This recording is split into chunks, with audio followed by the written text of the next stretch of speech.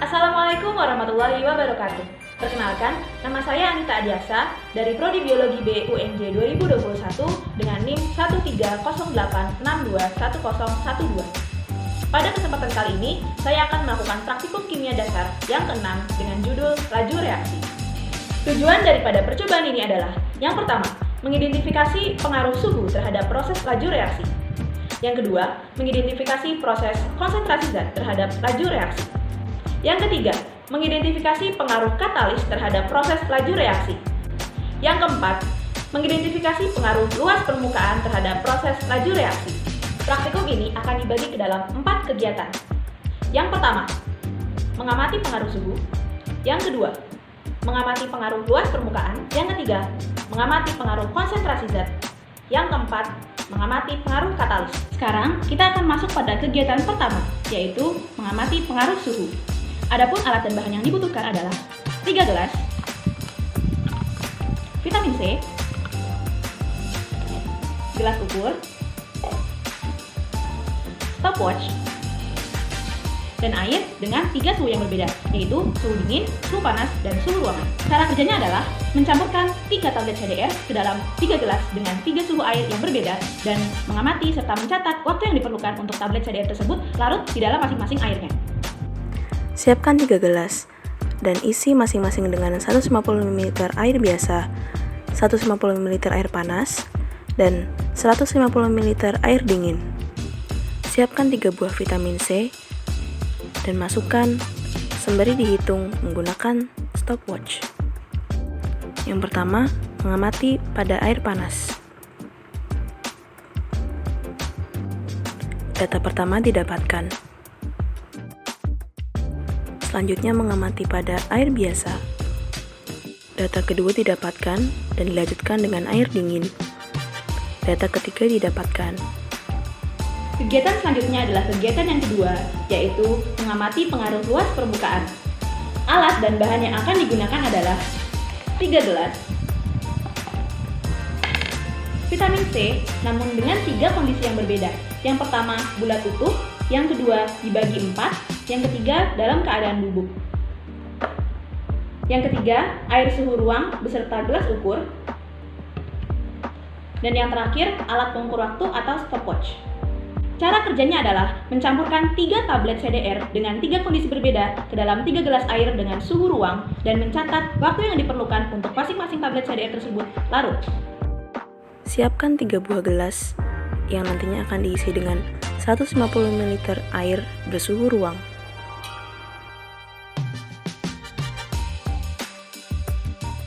Hitung waktu yang dibutuhkan untuk tablet utuh larut. Data pertama didapatkan. Selanjutnya yang kedua,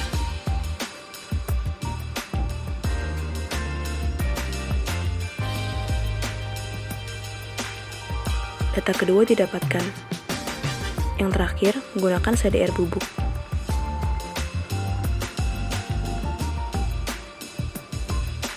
Data ketiga didapatkan. Kegiatan ketiga adalah mengamati pengaruh konsentrasi zat. Alat dan bahan yang dibutuhkan adalah 3 buah botol, soda kue, cuka, 3 buah balon dengan 3 warna yang berbeda,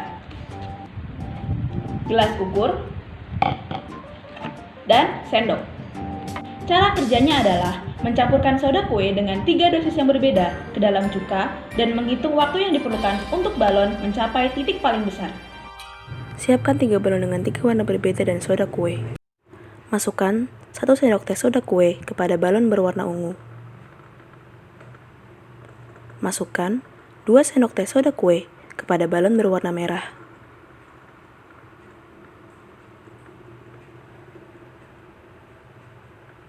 Masukkan 3 sendok teh soda kue kepada balon berwarna kuning.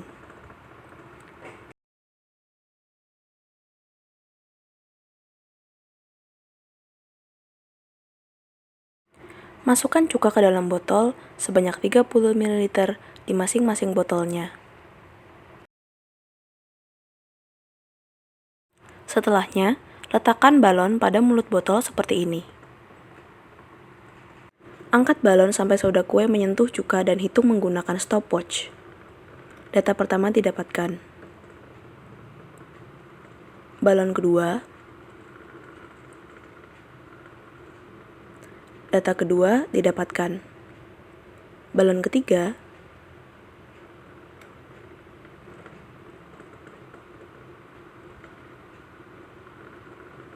Data ketiga didapatkan. Percobaan yang keempat atau yang terakhir adalah mengamati pengaruh katalis. Alat dan bahan yang diperlukan adalah cuka, pemutih, 2 buah gelas, paperclip, sendok, dan stopwatch. Cara kerjanya adalah merendam paperclip dengan 2 larutan yang konsentrasinya berbeda, serta mengamati perubahan yang terjadi pada paperclip tersebut selama 5 menit. Tuangkan 10 sendok makan cuka kepada masing-masing gelas.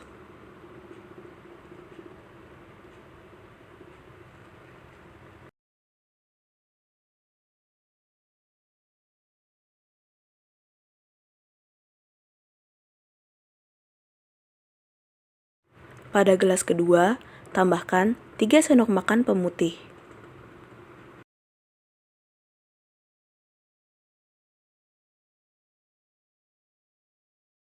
Masukkan 2 paperclip pada gelas pertama dan 2 paperclip pada gelas kedua. Hitung waktu mundur selama 5 menit dan amati perubahannya.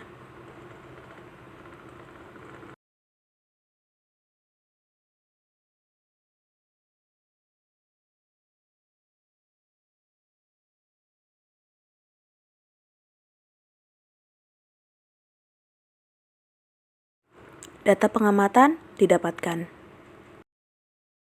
Berdasarkan pengamatan pada kegiatan 1, didapatkan bahwa waktu yang diperlukan untuk vitamin C larut pada gelas A yang berisi air panas adalah 28,80 detik.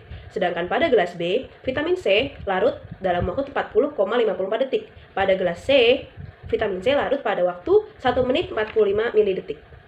Nah, berdasarkan data ini dapat diketahui bahwa vitamin C paling cepat larut pada air yang bersuhu panas.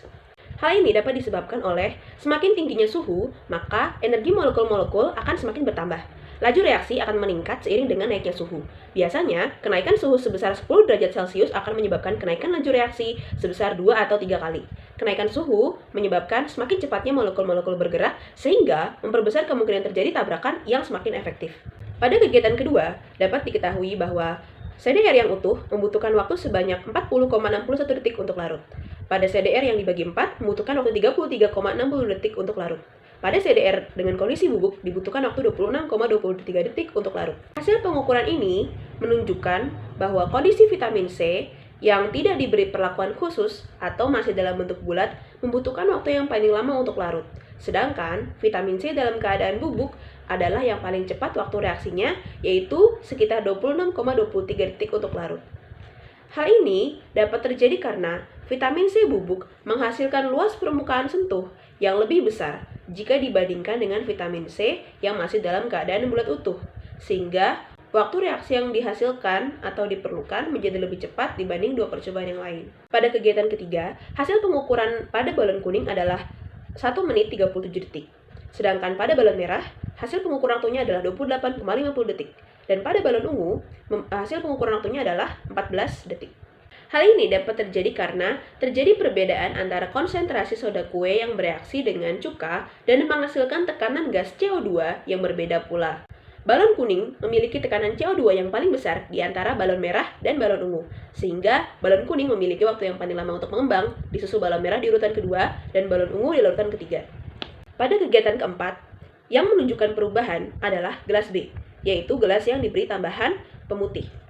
Perubahan yang terjadi adalah munculnya gelembung, warna yang berubah menjadi coklat, dan bau yang menyengat. Sedangkan pada gelas A yang tidak diberi tambahan pemutih, tidak ada reaksi, warnanya tidak berubah, dan tidak ada bau yang menyengat. Hal ini bisa terjadi karena adanya penambahan pemutih sebagai katalisator terhadap cuka yang bersifat korosif, sehingga mempercepat terjadinya reaksi dan perubahan pada paperclip.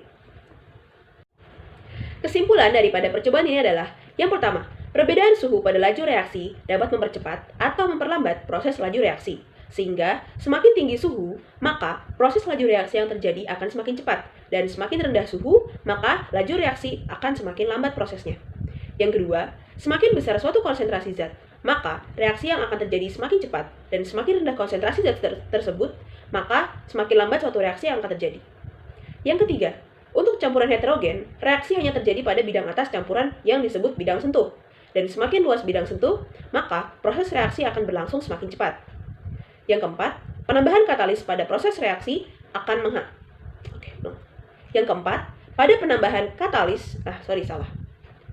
Yang keempat, penambahan katalis pada sebuah proses reaksi dapat meningkatkan laju reaksi tanpa mempengaruhi hasil reaksi tersebut.